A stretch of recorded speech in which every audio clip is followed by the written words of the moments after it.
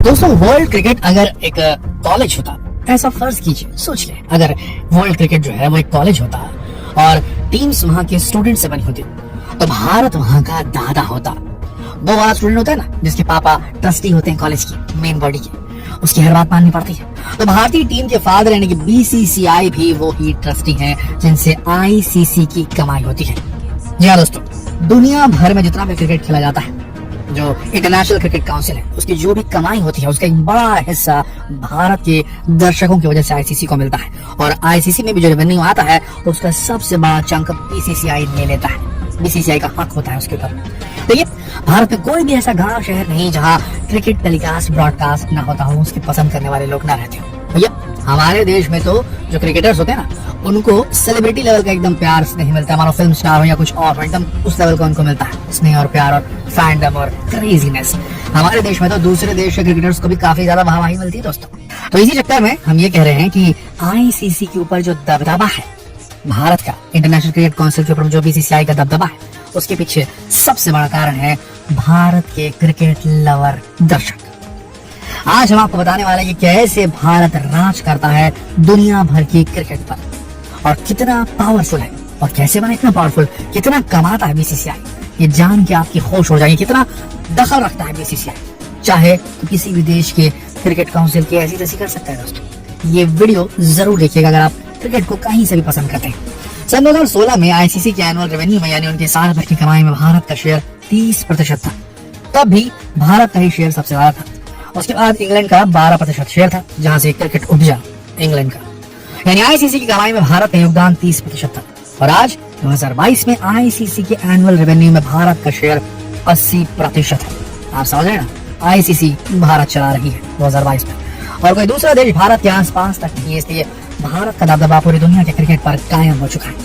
ICC का गठन England में सन 1909 में हुआ था, इंपीरियल क्रिकेट कॉन्फ्रेंस के रूप में। 1965 में इसका नाम इंटरनेशनल क्रिकेट कॉन्फ्रेंस रखा गया और 1987 में से बदलकर इंटरनेशनल क्रिकेट काउंसिल रखा गया। ये एक इंटरनेशनल बॉडी है जो विश्व में क्रिकेट को ऑर्गेनाइज करती है और गवर्न भी करती है। ये ही world cup, T20, women world cup और जितने भी इंटरनेशनल टूर्नामेंट होते हैं सबको ऑर्गेनाइज करती है और गवर्न भी करती है। किसी भी देश में जो क्रिकेट इवेंट होते हैं उनके लिए फंड भी आईसीसी ही प्रोवाइड करती है। इसके total 105 member nation, 105 countries ICC के अंदर काम करती हैं, लीजिए, जिनमें से 12 देश जो है वो फुल मेंबर्स हैं जो टेस्ट मैच खेलते हैं, और 94 एसोसिएट मेंबर्स हैं। फिलहाल इसका हेड ऑफिस इंग्लैंड से दुबई में शिफ्ट हो चुका है आईसीसी का। दूसरी तरफ बीसीसीआई भारत में क्रिकेट को ऑर्गेनाइज और गवर्न करने वाली नेशनल बॉडी है। बीसीसीआई यानी board of control for cricket in India, जो भारत के क्रिकेट को कंट्रोल करती है। इसका गठन सन 1928 में हुआ था। दोस्तों, आईसीसी की इनकम होती है वर्ल्ड कप इवेंट से या बाकी जितने इंटरनेशनल इवेंट होते हैं उनसे।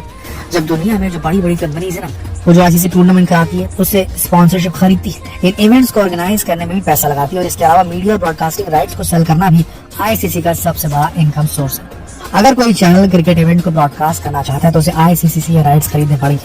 साथ ही अगर इन इवेंट्स में कोई कंपनी अपने एडवर्टीजमेंट करना चाहती है, वहां से आईसीसी की इनकम होती है। अब सवाल ये उठता है कि भारत से 80% इनकम कैसे कर लेता है आईसीसी? चल देखते हैं। दोस्तों, भारत में क्रिकेट लोगों की जान है, साथ ही भारत की पॉपुलेशन बहुत ज्यादा है बाकी देशों के मुकाबले। भारत में सबसे पहले क्रिकेट ही टीवी पर ब्रॉडकास्ट होना शुरू हुआ था। अब तो कबड्डी, टेनिस और फुटबॉल बहुत सारे गेम्स टीवी पर दिखाए जाते हैं, मगर क्रिकेट लोगों के लिए एक इमोशन है। भारत में यहाँ हर घर में क्रिकेट देखा जाता है, इसलिए आईसीसी भारत में ज्यादा इंटरेस्ट लेता है।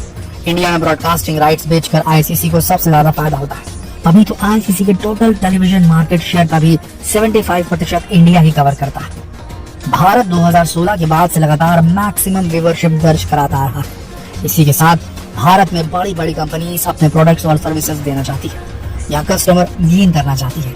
अब दुनिया भर की कंपनियां भारत में दिलचस्पी ज्यादा लेने लगी, इसलिए इंडिया के रेफरेंस में जो स्पॉन्सरशिप की जाती है वो पहले से बहुत ज्यादा भी है, क्योंकि भारत में जो क्रिकेट लवर्स और क्रिकेट व्यूअर्स हैं उसमें यंग अडल्ट्स की परसेंटेज बहुत ज्यादा है। इसीलिए कॉर्पोरेट ब्रांड्स भारत को मार्केटिंग के लिए परफेक्ट डेस्टिनेशन मान रही है। अभी तो सन 2016 में भारत का आईसीसी के रेवेन्यू में 30% शेयर था, और जो अब 80% है। आपने देखा होगा क्रिकेटर्स की यूनिफॉर्म पर बहुत सारी कंपनीज के टैग लगे होते हैं, किसी के छोटे किसी के बड़े, बहुत छोटे छोटे टैग्स भी होते हैं। ये एडवर्टाइजमेंट ही है, ये कंपनीज इवेंट को स्पॉन्सर करती है। दोस्तों, ऐसी कंट्रीज जो दुनिया भर में ज्यादातर क्षेत्रों में बहुत आगे हैं, वो क्रिकेट में अभी भारत से बहुत पीछे हैं, जैसे चाइना और जापान।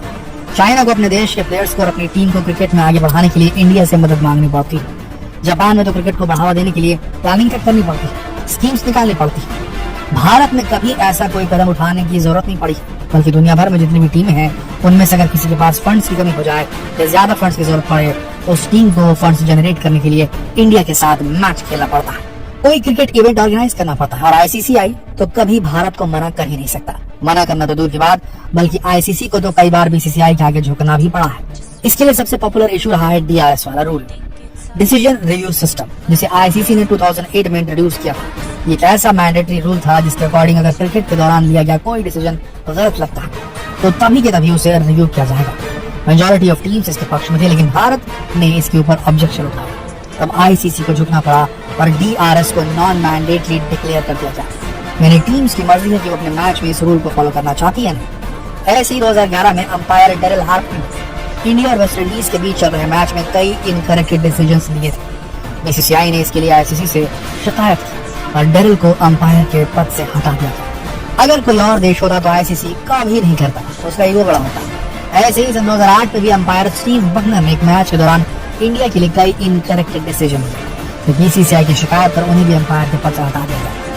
दोस्तों, वैसे तो बीसीसीआई ने साफ कर दिया कि स्पोर्ट्स के मामले में वो किसी कंट्री के साथ अपने नेशनल इश्यूज की वजह से भेदभाव नहीं करेंगे या उसे नीचे गिराने की कोशिश नहीं करेंगे। लेकिन भारत अगर चाहे तो पाकिस्तान को क्रिकेट के लिए आईसीसी से जो फंडिंग मिलती है उसे भी पूरी तरह खत्म करने का मादा रखता है। पाकिस्तान को क्रिकेट की दुनिया से खदेड़ कर बाहर नहीं निकाल सकता, क्योंकि भारत पूरे विश्व के क्रिकेट को कंट्रोल करता है। दोस्तों, इसमें कोई तो मत नहीं। आपको एक बात जरूर हैरान कर सकती है कि आईसीसी की एवरेज कमाई अगर $2.5 बिलियन है, यानी कि 16,200 करोड़ रुपए सालाना, तो बीसीसीआई की एवरेज कमाई $2 बिलियन है। जबकि आईसीसी एक इंटरनेशनल बॉडी है और बीसीसीआई एक नेशनल लेवल की बॉडी है। फिर भी बीसीसीआई की कमाई आईसीसी के लगभग बराबर ही है। दोस्तों, इतना होने के बाद भी भारत में क्रिकेट का स्तर उस लेवल पर नहीं पहुंच पाया जहां पर उसे होना चाहिए। क्रिकेट की पोजीशन बीसीसीआई की वजह से है, या क्या बोले उसको, कुछ कह नहीं सकते। लेकिन सरकार क्रिकेट को उतनी इंपॉर्टेंस नहीं दे पा रही है, देती भी है तो दिक्कत क्या होती है, करप्शन के चलते अच्छे खिलाड़ियों को मौका नहीं मिल पाता। अभी संजू सैमसन का जो केस हुआ था, आपने शायद वो जरूर देखा होगा। ऐसे बहुत से खिलाड़ी हैं जिन्हें मौका नहीं मिल पाता, जिनके अंदर काबिलियत होती है, जिन्हें तैयार होने के लिए टीम में मौका नहीं मिल पाता। उसके चलते उनका करियर समाप्त हो जाता है और भारत से एक बेहतरीन क्रिकेट सितारा छूट जाता है। कई केसेस हो चुके हैं करप्शन के। वैसे क्या आप क्रिकेट की क्रेजी फैन, क्या आपको भी भारत के इस दबदबे पर गर्व महसूस होता है? हेलो, सबको क्या लगता है भारत में सिलेक्शन का जो प्रोसेस है इंडियन क्रिकेट टीम के लिए, क्या उसे और पारदर्शी होने की जरूरत है? क्या सही लोगों को मौका मिले, इसके लिए कुछ और प्रिपरेशन करने की जरूरत है ग्रास रूट लेवल पे?